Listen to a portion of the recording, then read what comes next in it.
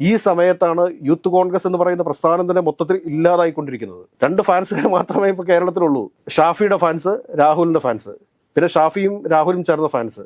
ഇതിനപ്പുറത്തേക്ക് കേരളത്തിൽ യൂത്ത് കോൺഗ്രസ് ഇല്ലെന്നേ. ഇതെങ്ങനെ സംഭവിച്ചു എന്ന് ഇവർ തന്നെ പുനഃപരിശോധിക്കണ്ടേ?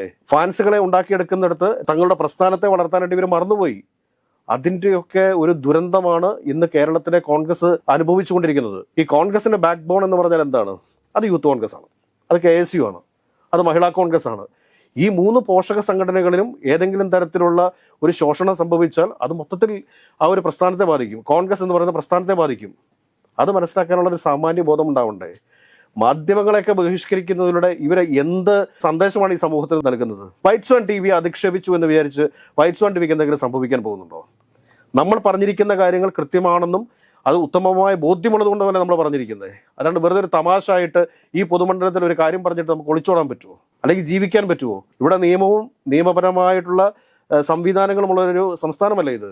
ആ സംസ്ഥാനത്ത് എന്തെങ്കിലുമൊക്കെ വിഡ്ഢിത്തരം വിളിച്ചു പറയാൻ നമുക്ക് പറ്റുമോ? പറ്റത്തില്ലല്ലോ.